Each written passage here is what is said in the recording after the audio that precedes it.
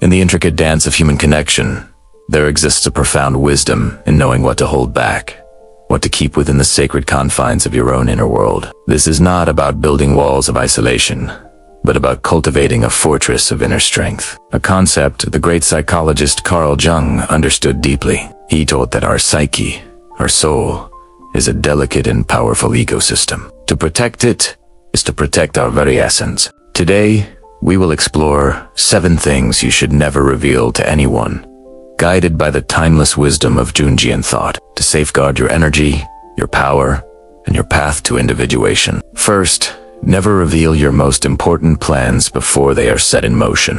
When a seed of a great idea is planted within you, it is fragile. It needs darkness, soil, and quiet nourishment to germinate. Announcing your grand ambitions to the world prematurely is like exposing that seed to harsh sunlight and strong winds before it has even sprouted. Jung might say this externalizes the psychic energy needed for creation. Once spoken, the plan is no longer just yours. It is now subject to the projections, doubts, and envy of others. Their skepticism can become a subtle resistance, a psychic weight that hinders your progress. More insidiously, the act of telling can trick your own mind. The praise and validation you receive can provide a false sense of accomplishment, diminishing the urgency and the internal fire needed to actually do the hard work. As Jung himself noted, until you make the unconscious conscious, it will direct your life and you will call it fate. Keep your plans in the fertile darkness of your unconscious until they are strong enough to withstand the light of the world. Let your actions speak, not your intentions. Second, and this is of utmost importance, never open your deepest emotional wounds to just anyone. Your past traumas, your most tender sorrows, are not casual conversation pieces. They are sacred sites within your soul. Revealing them indiscriminately is like handing a stranger a detailed map of your vulnerabilities, a blueprint showing exactly where and how you can be most deeply hurt. Jung believed in the power of the wounded healer, the idea that our own wounds can be a source of great empathy and wisdom. However, this healing process requires a safe, therapeutic container. Sharing your pain with someone who lacks the compassion, maturity, or integrity to handle it can lead to manipulation, betrayal, or dismissal. They may use your vulnerability against you, or their inability to understand may leave you feeling even more isolated. Choose your confidants. With extreme kata trusted therapist, a wise mentor, or a proven, loyal friend. Your wounds are part of your journey toward wholeness, not ammunition for others. Protect them fiercely. Third, never disclose the true source of your power. This doesn't just mean your financial wealth, but the wellspring of your resources, your influence, and your personal strength. Whether it's a unique skill, a network of powerful contacts, or a deep reservoir of spiritual insight, this source is the engine of your autonomy. Revealing it in its entirety can make you a target. Others may become envious, seeking to undermine or exploit your advantage. They might try to replicate it without understanding the work behind it.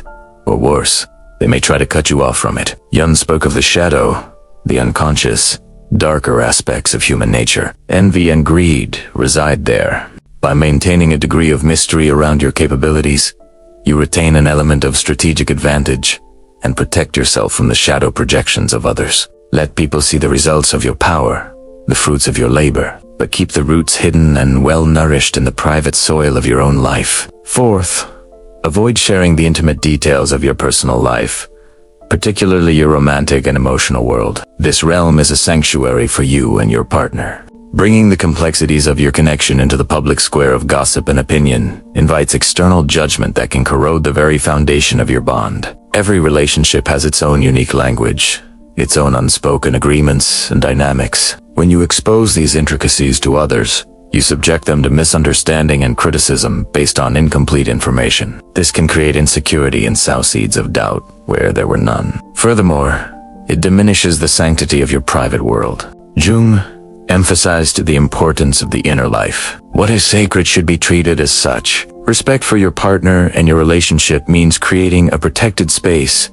free from the prying eyes and unsolicited advice of the outside world. This privacy is not secrecy. It is a profound act of respect for the intimacy you share. Fifth, never state exactly what you truly think about everyone around you. Radical, Unfiltered honesty is not a virtue. It is often a form of social carelessness. Our thoughts and judgments about others are fleeting, colored by our mood, our projections, and our own unresolved issues. Voicing every critical thought can cause irreparable damage. Jung taught us that what irritates us in others can lead us to an understanding of ourselves. Our negative judgments are often reflections of our own shadow. To broadcast these judgments is to spread the contents of our own unexamined psyche. Words, once spoken, take on a life of their own. They can be distorted, exaggerated, and passed along, creating conflict and resentment that could have easily been avoided. True wisdom lies not in speaking every truth, but in knowing which truths are necessary and kind to speak, and which are better left as tools for your own self-reflection and personal growth. Sixth, never reveal your exact limits and red lines. While setting boundaries is healthy, spelling out precisely how far you can be pushed before you break can be a dangerous invitation to manipulators. It gives them a roadmap for how to provoke you, how to push you right to the edge of your tolerance, to test your resolve, or make you lose control. Instead of announcing your limits, simply enforce them. When someone crosses a boundary, respond with firm, decisive action, not with a warning of what will happen next time. Your strength is demonstrated through your actions, not your declarations. This maintains an element of unpredictability that discourages others from testing you. They will learn your boundaries through the lived experience of you upholding them, which is far more powerful than any verbal threat. This quiet enforcement of your personal space commands respect and preserves your emotional energy, keeping you centered and in control of your own state. Finally, never go around announcing all the good you do. The moment you publicize your acts of kindness, you risk tainting them with ego. True generosity is done from a place of genuine compassion, without the expectation of recognition or reward. When you boast about the help you provide, you shift the focus from the act itself to your own perceived virtue. This can make the recipient feel a sense of indebtedness or public humiliation, diminishing the pure power of the kind gesture. It turns a gift into a transaction. Jung might argue that this need for external validation stems from an insecure ego. A person who is truly integrated and whole finds fulfillment in the act itself. Let your good deeds be silent forces of positivity in the world. Their power is amplified when they are unannounced. The universe bears witness, and the quiet satisfaction you receive is a far greater reward than any public praise. It builds your character from the inside out, strengthening your soul in ways that external validation never could. In conclusion, protecting your inner world is not an act of selfishness, but an act of profound self-respect. It is the practice of psychic hygiene. By keeping your grand plans quiet, safeguarding your wounds, concealing the source of your power, maintaining the sanctity of your private life, practicing discretion in your judgments, enforcing your boundaries through action, and letting your good deeds speak for themselves, you are not hiding from the world. You are building a resilient, powerful inner core from which you can engage with the world more effectively, more authentically, and more wholly. As Carl Jung wisely said, your visions will become clear only when you can look into your own heart. Who looks outside dreams. Who looks inside awakes. Thank you for joining me on this journey inward. Don't forget to like, subscribe, and share your thoughts in the comments below.